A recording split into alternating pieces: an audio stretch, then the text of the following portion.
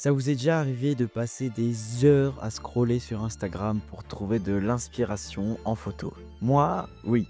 Et je pourrais même dire que c'est un quotidien. Donc j'ai décidé que j'allais m'entraîner à ma créativité en me rendant en forêt, juste avec mon boîtier. Moi, ce que j'aime bien, c'est essayer d'avoir des premiers plans un peu sympathiques. Normalement, si je me mets comme ça, je devrais avoir le clocher, même si je suis pas sûr d'avoir quelque chose de bon.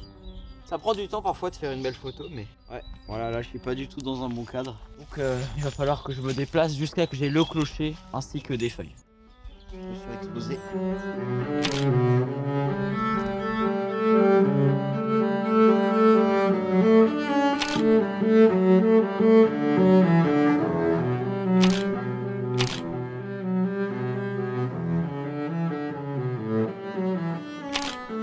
Vous vous doutez que je vais pas vous filmer à chaque fois que je trouve une petite fleur, un petit arbre.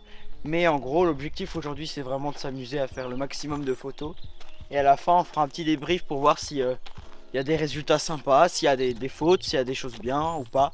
Mais voilà, là, j'essaie de trouver le maximum de détails pour faire des photos originales. Je vais vous montrer comment on peut passer d'une photo banale d'un paysage comme celle-ci à une photo un peu plus travaillée comme celle-là. Forcément, moi je vais voir ma ville et tout, je vais venir ici et je vais zoomer, bam, ma photo. Mais d'après ce que j'ai appris, parce que je me permets pas de vous dire faites ça, parce que je suis vraiment débutant en photographie, hein, c'est quelque chose que j'apprends depuis quelques mois seulement. Et bah, on va venir prendre des éléments naturels comme premier plan, pas forcément net, mais juste pour faire un cadre dans le cadre.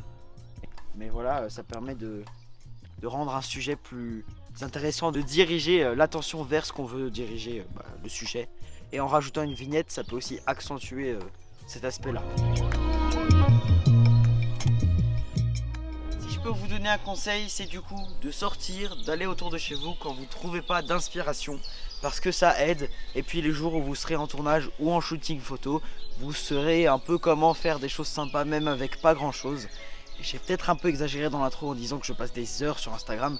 Personnellement, c'est pas vraiment le cas, mais je sais que ça peut m'arriver de procrastiner ou de pas trouver d'inspiration. Mais en tout cas, le fait de sortir et de prendre des choses simples, ça permet de faire des choses bien avec pas grand chose. On se retrouve maintenant au bureau pour faire un peu un débrief des photos que j'aime ou pas.